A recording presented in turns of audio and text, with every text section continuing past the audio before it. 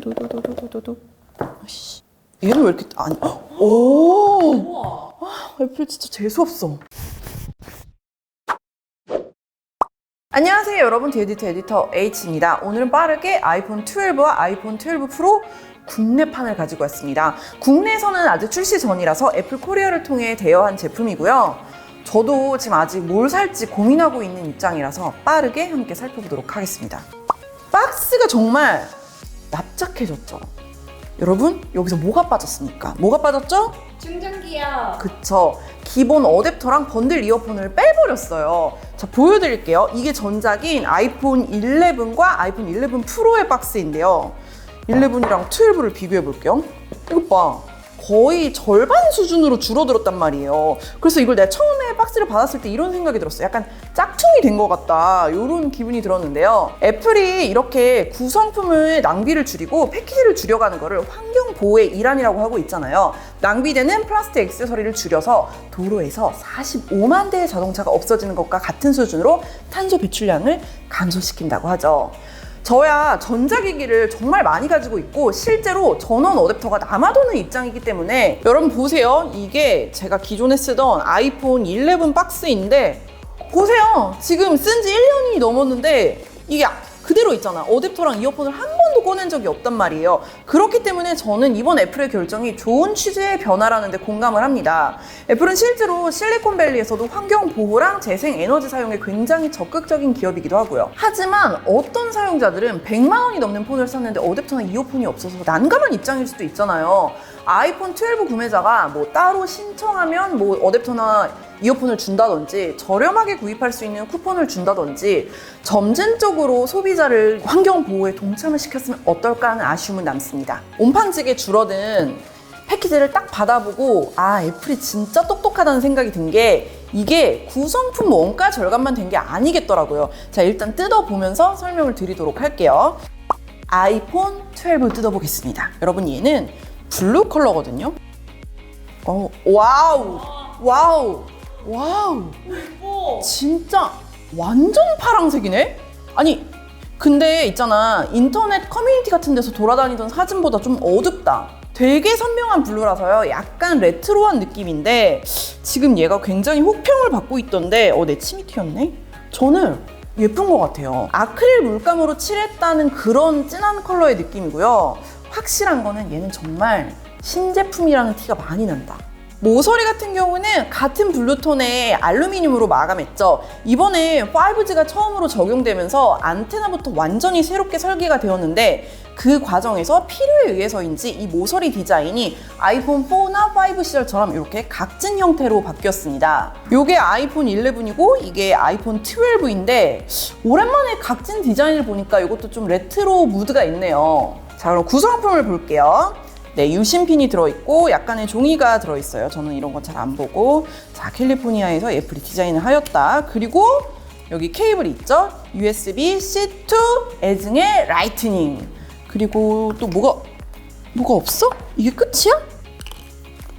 그리고 여기 스티커 있고. 저는 어댑터를 뺄 게 아니고 이제 이 스티커를 안 줘도 될 것 같아요. 애플 여러분, 요게 낭비입니다. 애플 스티커를 주지 마세요.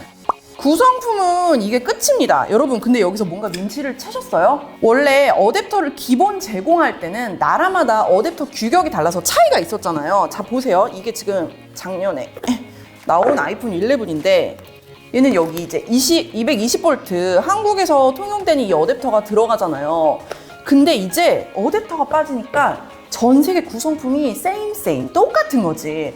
생산하고 포장하는 과정에서 뭐 어댑터를 다르게 하거나 박스 포장 규격을 다르게 분류할 필요가 없으니까 이게 훨씬 더 단순화되어서 아마 이 부분에서도 비용 절감 효과가 있지 않을까 싶어요. 그리고 여러분, 제가 이게 만져보니까 진짜 개이득인 게, 보세요. 지금 똑같이 두 개인데 부피가 절반이잖아. 박스가 줄어든 게 이 판매자 입장에서 정말 개이득인 게 물류창고에서 차지하는 부피가 줄어든 거잖아요. 아마존이나 쿠팡이 계속 물류창고를 왜 늘려가지고 막 몇백억씩 들여서 짓겠어. 창고가 커야 물건을 많이 쌓아놓고 많이 팔 수가 있으니까. 근데 얘네는 두 개 팔 건데 이제 요만큼만 공간이 있으면 되는 거야. 똑같은 창고에 원래 한 10만 개 보관할 수 있었으면 이제 거의 뭐 18만 개, 20만 개 쌓아둘 수 있으니까 애플 지니어스. 팀쿡 브라보.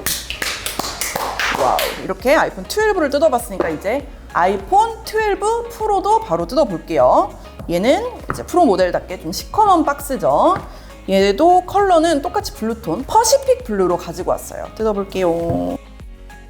얘는 왜 이렇게 오, 우와. 아이폰 진짜 재수없어.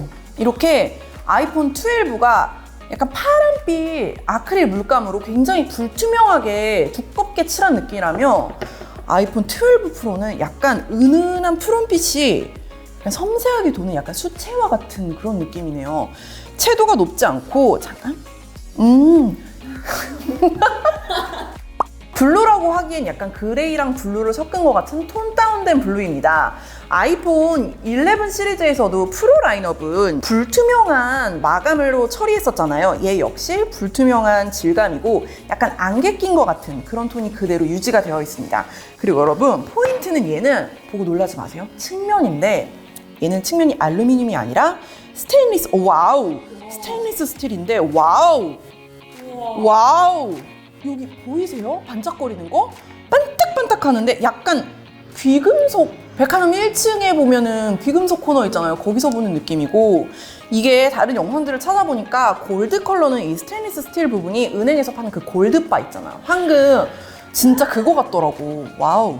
자, 무게는 여러분 아이폰 12가 162g 그리고 아이폰 12 프로가 187g인데요.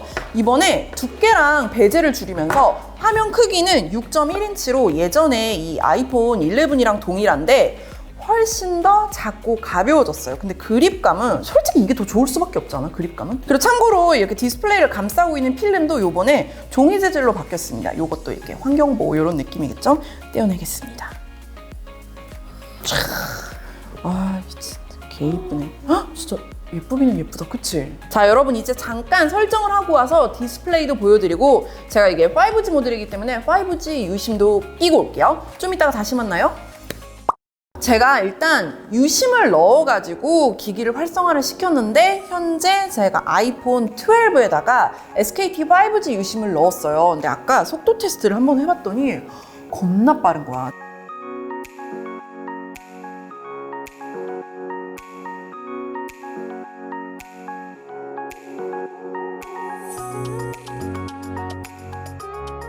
지금 굉장히 그 5G 속도가 지금 제가 있는 성동구를 기준으로 의미 있는 숫자가 나오고 있고, 제가 듣기로는 지금 아이폰 이번에 5G 단말을 출시하면서 굉장히 뭐 소프트웨어나 하드웨어적으로 통신사랑 면밀히 협업을 해서 5G 속도가 최대한 많이 나올 수 있도록 뭐 만들었다고 해요. 안테나 설계도 그렇고. 그래서 같은 유심을 다른 5G 지원 단말에 넣었을 때 속도가 조금 더 안 나온다는 얘기가 있던데, 그건 제가 추후에 테스트를 해보도록 하겠습니다. 자, 여러분 이제 카메라 얘기를 좀 해볼게요. 전작에서는 아이폰 11이랑 11 프로는 사실 차이가 엄청 컸거든요. 카메라 개수도 지금 보이는 것처럼 2개에서 3개로 차이가 나지만 얘는 화면이 LCD였고 얘는 OLED였단 말이에요. 이거 자체가 급을 완전히 이렇게 나누는 스펙이었죠. 근데 이번에는 아이폰 12 모델이랑 아이폰 12 프로 사이에 차이가 굉장히 많이 희석됐어요. 디스플레이 스펙은 거의 똑같다고 보시면 됩니다. 둘 다 크기는 6.1인치로 똑같고요. 슈퍼 레티나 XDR 디스플레이가 적용되면서 명암비 200만 대 1로 똑같고 해상도도 똑같죠. 자, 그렇다면은 제가 여기서 원래 LCD였던 아이폰 11과 아이폰 12를 한번 비교를 해볼게요. 12에는 OLED가 적용되면서 백라이트가 없어졌기 때문에 블랙을 표현할 때 정말 빛이 새어나오지 않는 선명한 진짜 블랙을 표현할 수 있게 됐습니다.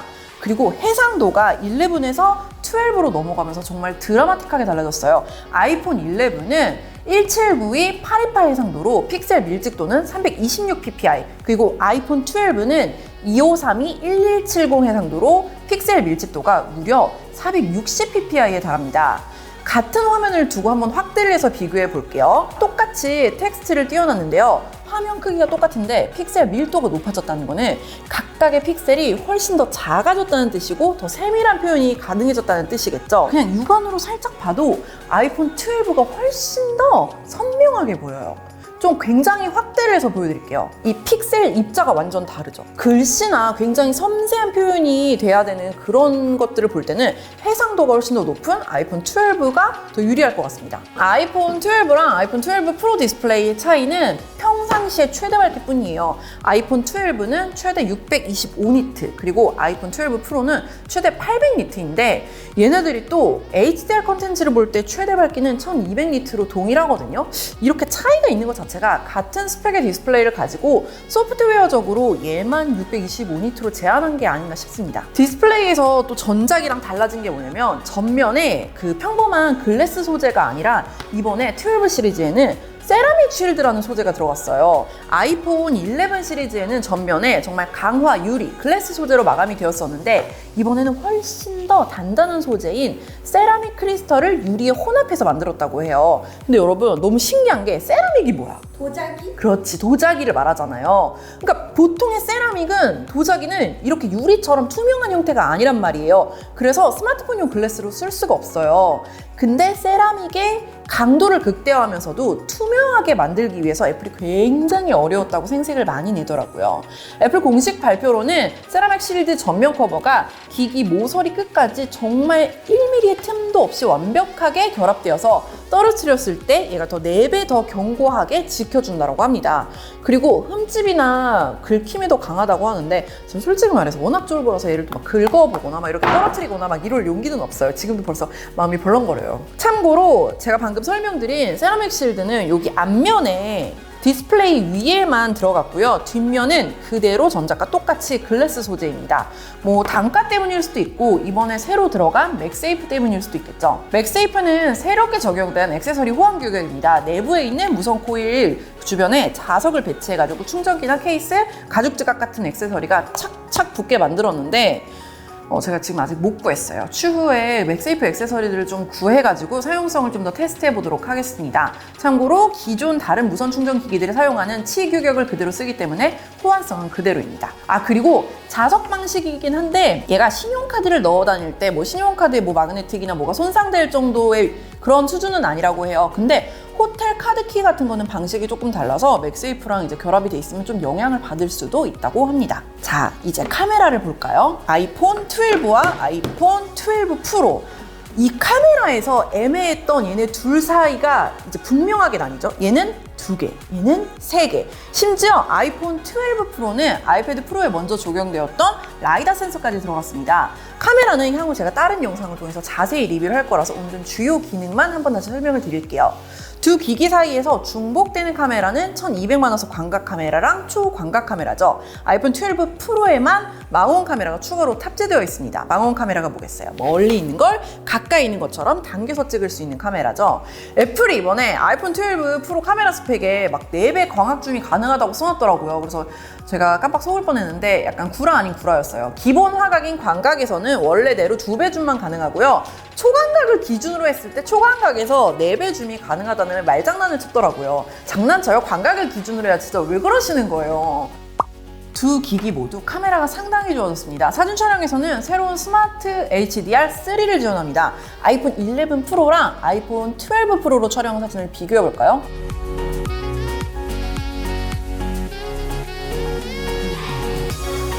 또 이번 아이폰 12 시리즈에서는 돌비 비전 방식의 HDR 동영상을 찍을 수 있게 되었습니다.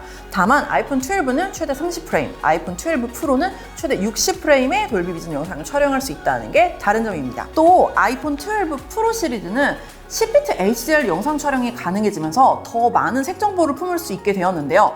실제 파일 용량은 8비트 영상 촬영 때보다 고작 10% 늘어난 수준이라고 하네요. 이것도 되게 메리트가 있을 것 같아요. 개인적으로는 제가 기존에 아이폰 11 프로로 사진을 찍을 때 거의 일상 사진에서는 80% 저는 망원만 써요. 이게 인물을 찍을 때도 좋지만 약간 카페 감성샷, 제품 사진 같은 거 찍을 때 구도가 훨씬 더 예뻐요, 망원이. 그리고 망원으로 당겨 찍으면 주변부 왜곡도 없고요. 그래서 저는 아이폰 12 프로에만 있는 이 망원 카메라에 굉장히 큰 메리트를 느끼는 편입니다. 이번에는 저조도 촬영이 상당히 좋아졌는데 아이폰 11 프로랑 아이폰 12 프로의 사진을 한번 비교해 볼까요? 실제로 이게 진짜 엄청 어두운 상황에 찍은 거거든요. 근데 이제 포스터 부분을 확대해 보면은 디테일도 아이폰 12 프로가 좀 더 잘 살아있고 노이즈도 조금 더 적죠. 그리고 가장 놀란 게 뭐냐면 빛이 거의 없는 상황인데 색 표현력이 아이폰 12 프로가 훨씬 더 정확해요. 또 초광각 렌즈로 촬영을 할 때는 어쩔 수 없이 주변부에 왜곡이 좀 심하게 일어날 수밖에 없었잖아요. 근데 아이폰 12 프로에서 이 부분도 수평선이나 직선 왜곡을 전반적으로 보정해주는 기능이 들어갔습니다. 왼쪽이 아이폰 11 프로의 초광각 카메라, 그리고 오른쪽이 아이폰 12 프로의 초광각 카메라입니다. 왼쪽 하단에 건물 옥상 난간을 보시면 아이폰 11 프로는 평평한 난간이 약간 휘어있는 것처럼 좀 이렇게 불룩하게 왜곡되어 있는 게 보이시죠? 그리고 아이폰 12는 조금 더 평평하게 왜곡이 보정되었고요. 그리고 이번에도 엄청나게 강조한 디퓨전 기능이라는 게 있죠. 이게 조도가 좀 부족할 때 자동적으로 활성되는 촬영 기능인데 여러 프레임을 촬영해가지고 각각의 부분 노출을 합쳐서 이제 피사체의 질감이나 뭐 컬러, 디테일을 굉장히 살려준 그런 기능이에요. 이거는 애플 공식 샘플샷인데 확실히 뭐 하늘이랑 머리카락의 디테일이 잘 살아있고 역광인데도 어깨 부분을 이렇게 좀 확대를 보면 블라우스 질감이랑 패턴이 어둠 속에 묻히지 않고 되게 잘 표현이 돼 있죠. 근데 실제로 촬영할 때는 어떤 사진이 디퓨전 기능이 활성화되어 있는지 그런 걸 저희가 알 수는 없어요. 그냥 눈치채지 못하는 밑단에서 아이폰의 ISP가 사진들을 계속 만져주고 있는 거죠. 아이폰 12 프로에만 들어간 촬영 기능을 하나 더 설명드리자면 이번에는 야간 모드에서도 인물 사진을 찍을 수 있게 됐어요. 라이다 센서를 통해 빛이 굉장히 부족한 상황에서도 어떤 물체가 멀리 있는 거고 어떤 게 가까이 있는지 거리를 파악할 수 있기 때문에 가능한 건데요. 진짜 어두울 때도 아웃포커스 효과를 소프트웨어로 표현할 수 있습니다. 아이폰 11, 아이폰 12, 아이폰 12 프로로 찍어서 비교를 해봤는데요. 아이폰 11으로 어두운 데서 커튼 치고 사진을 찍어봤더니 인물 사진 촬영에서 초점도 안 잡히고 완전 시커멓게 나와요. 진짜 저조도였거든요. 아이폰 12로 인물 사진을 찍으면 나오긴 나오는데 여전히 어둡고 노이즈도 심하고 배경 흐림 효과도 그렇게 드라마틱하지 않죠. 아이폰 12 프로는 야간 모드가 활성되면서 인물 사진의 결과물이 완전 넘사벽이네요. 정말 어두웠거든요. 진짜 기대가 되는 기능인 것 같아요. 카메라는 제가 좀 마음에 드는 부분이 잠깐 썼는데도 굉장히 많더라고요. 좀 촬영을 많이 해보고 영상을 새로 준비해 보도록 하겠습니다. 아이폰 12랑 아이폰 12 프로의 차이를 마지막으로 하나만 더 언급을 하자면 아이폰 12는 램 용량이 4기가, 아이폰 12 프로는 6기가입니다. 프로 시리즈는 이런 트리플 카메라의 처리 과정을 좀 더 매끄럽게 할 수 있도록 차이를 둔 것 같아요. 정말 잘했죠. 6기가는 돼야 쓰지 않겠어요, 여러분? 네, 오늘은 이렇게 아이폰 12 시리즈에 먼저 나온 12랑 12 프로를 대략적으로 뜯어보고 살펴봤습니다. 두 제품 사이가 사실 모든 차이를 설명드리긴 했지만 그래도 애매하죠. 자, 아이폰 12는 109만 원부터지만 64기가부터 나온단 말이에요. 근데 아이폰 12 프로는 128기가부터 나오고 135만 원부터예요. 같은 용량인 128기가로 비교하면 아이폰 12도 116만 원이란 말이에요. 그리고 얘가 135만 원. 같은 용량일 때는 19만 원 차이야. 카메라를 제외한다면 거의 모든 스펙이 똑같기 때문에 굳이 프로를 선택할 이유가 있나 싶으면서도 어차피 2년 동안 쓸 건데 116만 원이나 135만 원이나 뭐 비싼 건 똑같은데 카메라가 하나 더 달린 프로를 사는 게 좋지 않나? 19만 원 차이가 그렇게 크리티컬한가? 너무 충돌하는 게 많은 거야. 심지어 화면 크기까지 6.1인치로 완전 똑같아 버리니까. 사실 애플이 얘네를 뭐 아이폰 미니부터 아이폰 12 프로 맥스까지 4가지 모델로 출시를 하면서 얼마나 머리를 굴렸겠어요. 라인업을 4개로 낼 때는 이렇게 생각했을 거야. 이게 판매량을 극대화할 수 있는 라인업이어야 되는 거지. 아이폰 12 모델로 뭐 몰아주기를 할 건지 아니면 64기가 모델 옵션이 조금 더 저렴하니까 6.1인치에 대한 니즈를 조금 더 잡아보려는 건지 저도 지금 애플의 그 의도가 조금 헷갈리는 상황이에요. 참고로 얘네보다 훨씬 더 많은 관심을 받고 있는 아이폰 12 미니랑 아이폰 12 프로 맥스는 추후에 출시될 예정입니다. 그리고 여기 케이스도 보내주셨는데 나중에 씌워보도록 할게요. 다음 영상에서 여러분 더 자세한 카메라 리뷰로 돌아오도록 하겠습니다. 미쳐버리겠네. 여러분 좋아요와 구독, 댓글 잊지 마시고요. 안녕! 띄어서 없어져야지. 드래곤 볼 같은. 곧 사서 돌아올게요. 빠이빠이! 안녕. 케이스님 한번 보여주세요. 귀찮아. 정보를 줘야 되는데 우와 개 예뻐. 우와. 맥세이프 공룡 있다. 여기 이제 이렇게. 오! 얘가 깔맞춤이네. 예쁘다. 씌우면은 자, 일단 이렇게 해서 슝. 케이스 컬러랑 원 컬러가 똑 맞춤으로 떠. 와.